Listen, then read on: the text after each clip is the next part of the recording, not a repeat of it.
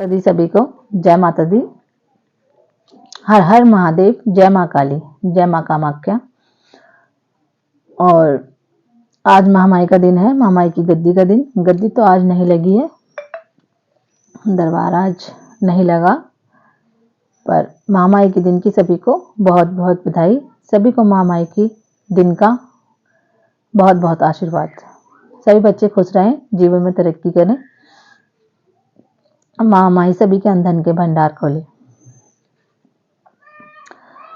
तो बहुत से बच्चे गुप्त नवरात्रि रखना चाहते हैं, जिन पे शक्तियां नहीं आती वो भी मुझे फोन भी आए हैं, बात कर रहे हैं, वीडियो देख रहे हैं सभी। तो सभी लोग रखें, माँ सभी की इच्छा पूरी करे, सभी के संकट दूर करे।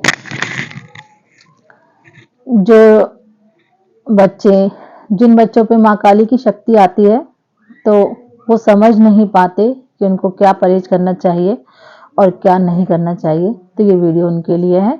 तो सभी बच्चे देखिए, माँ काली कलयुग की जागृत देवी हैं और उनकी ऊर्जा विकराल है।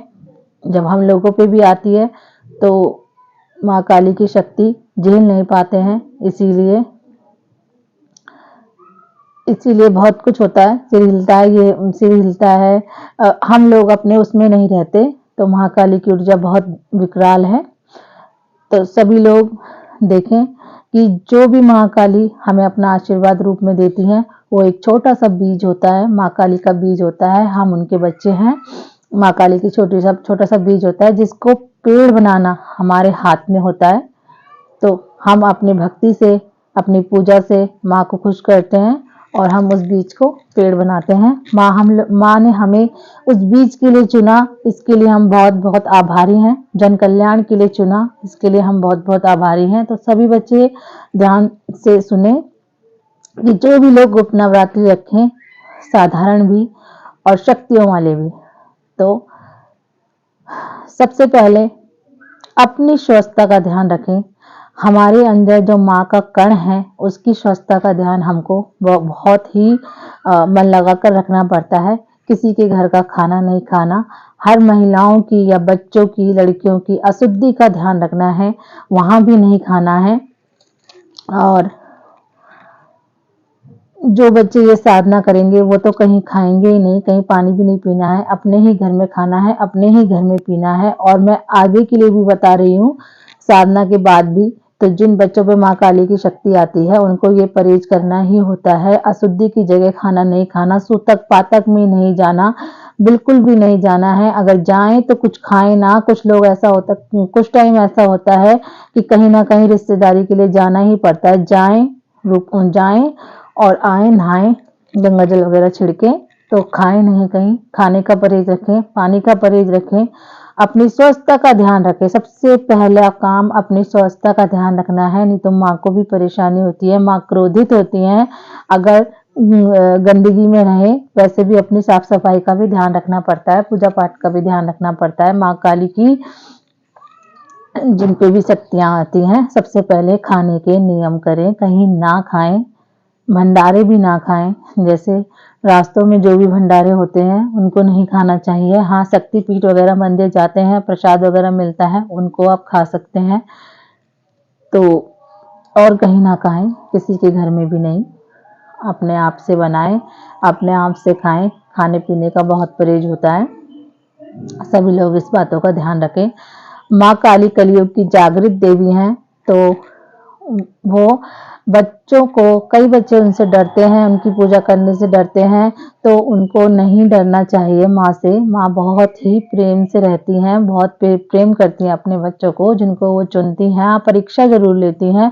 परीक्षा माँ काली की और महादेव की तो देखने लायक ही है। जब आप लोग को परीक्षा में दोगे तब पता चलेगा, लेकिन परीक्षा से घबराना नहीं है। जो परीक्षा में आ गया तो समझ लो उनको माँ काली ने, मेरे बाबा ने अपना लिया है, और वो परीक्षा में साथ भी देते हैं।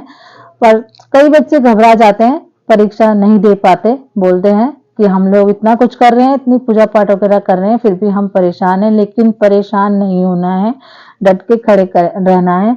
माँ काली परीक्षा जरूर लेती हैं, लेकिन हमें लेट सवेर दे पर देती जरूर हैं। ऐसा नहीं है कि बच्चों को परेशान ही करती हैं, खुशियां नहीं देती, खुशियां भी आती हैं पर थोड़ा देर से। यहाँ तक पहुंचे हो तो परीक्षा तो देनी ही होगी। परीक्षाओं से घबराएं नहीं, परहेज रखें, अपने आप को स्वच्छ रखें। सबसे पहला नियम गुप्त नवरात्रि का सूतक पातक, दूसरा ब्रह्मचर्य।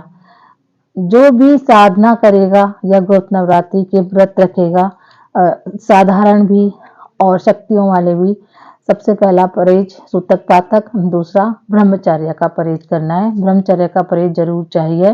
कोई भी जो साधना उठाएगा वो ब्रह्मचर्य में ही रहे। ब्रह्मचर्य का परहेज सबसे पहला है साधना वालों के लिए। तो ये सब परहेज करें, माँ की भक्ति में लगें, जुड़े चैनल से, चैनल को सब्सक्राइब करें, लाइक करें। और माँ ने जो मुझे चुना है, जो बच्चे भटक रहे हैं उनको ज्ञान के लिए, तो मैं माँ की आभारी हूँ और बहुत खुशकिस्मत हूँ जो माँ ने मुझे चुना है।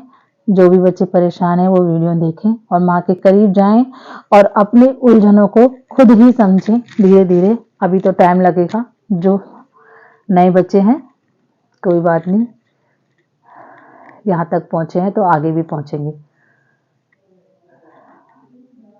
जय माता दी।